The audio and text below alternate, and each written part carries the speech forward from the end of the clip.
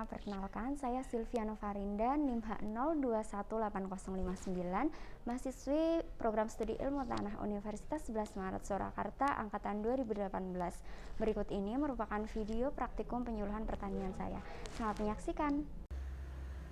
Assalamualaikum warahmatullahi wabarakatuh. Waalaikumsalam warahmatullahi wabarakatuh.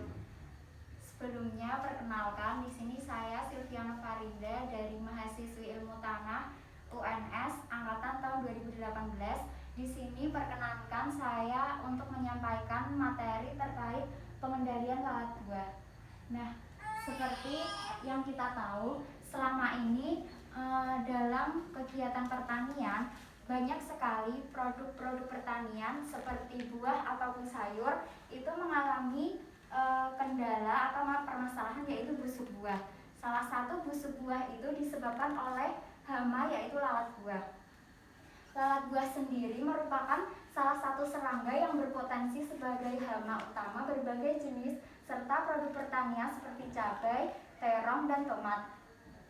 Hama serangga ini adalah salah satu serangga yang sulit dikendalikan walaupun menggunakan insektisida. Hal ini dikarenakan fase ulat lalat buah hidup dan memakan daging dalam buah, sehingga aplikasi insektisida menjadi tidak efektif karena tidak mampu menjangkau keberadaan ulat.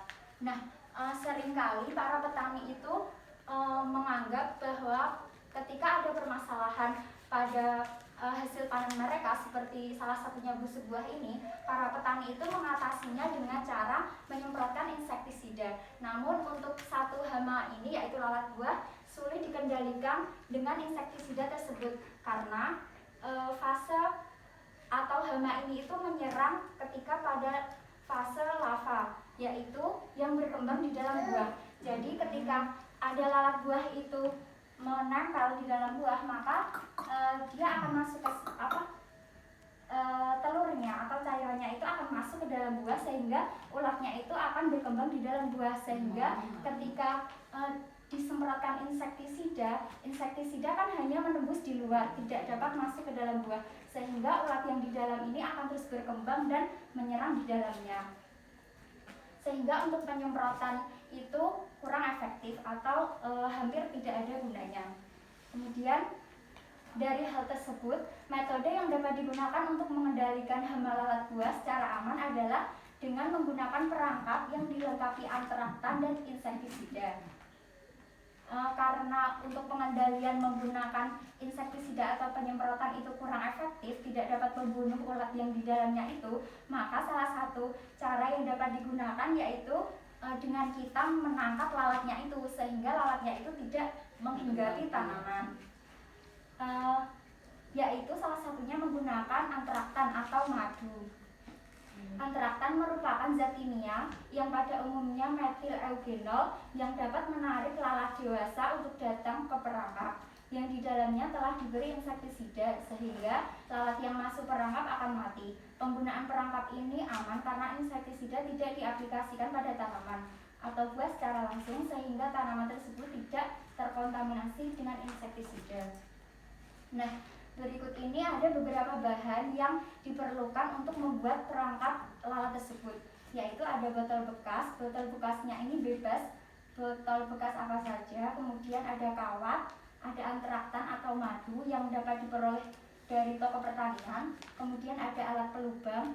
Alat pelubang dapat berupa paku yang nanti dipanaskan. Kemudian juga ada kapas.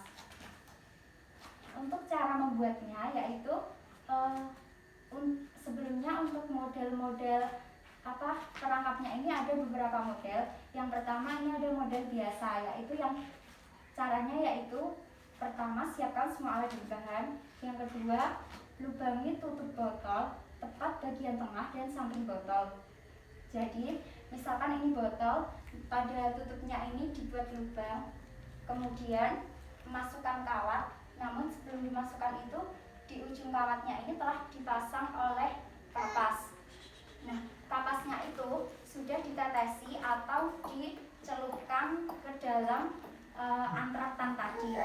Kemudian ini kawatnya ini dimasukkan melalui lubang tutup botol ini. Kemudian di atas lubang ini di bawah lubang ini tuh diberi penggajal seperti spons atau apa sehingga kalornya ini tidak jatuh.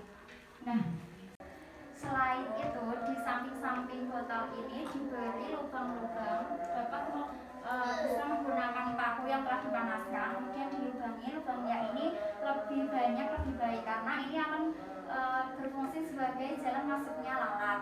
Karena di sini tadi kapas yang sudah ditetesi atau dicelupkan ke dalam antraktan itu menyebarkan bau yang sangat pekat, maka nanti lalat itu akan menghampiri ini sumber bau dan kemudian akan masuk melalui lubang ini. Di bawahnya ini dapat diberikan air sehingga lalat yang masuk itu nanti bisa masuk ke sini dan mati. Seperti itu. Seperti gambar contoh di sini, yaitu ini yang bagian bawah ini berupa kapas dan ini dimasukkan ke dalam botol. Ini di bawah ada air. Nah, untuk modelnya itu ada model lain juga, yaitu seperti ini. Dengan botolnya itu dibagi menjadi dua dan nanti pemasangannya itu dibalik sehingga lalat itu nanti akan masuk melalui bagian atas ini. Dan bagian bawah sini juga sama, bisa diberikan air.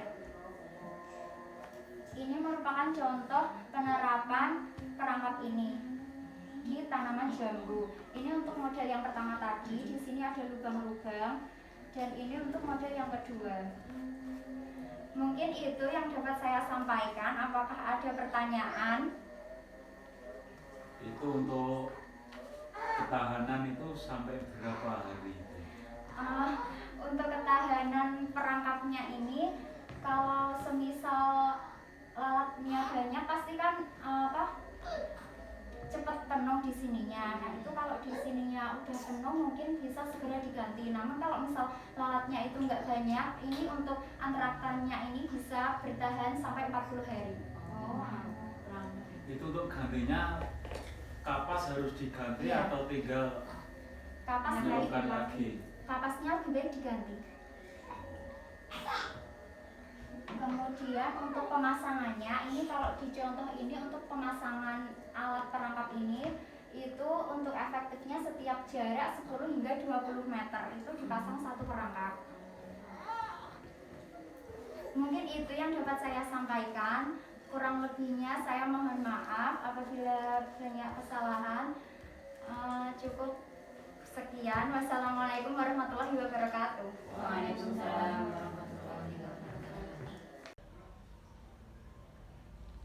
Terima kasih sudah menonton video praktikum saya.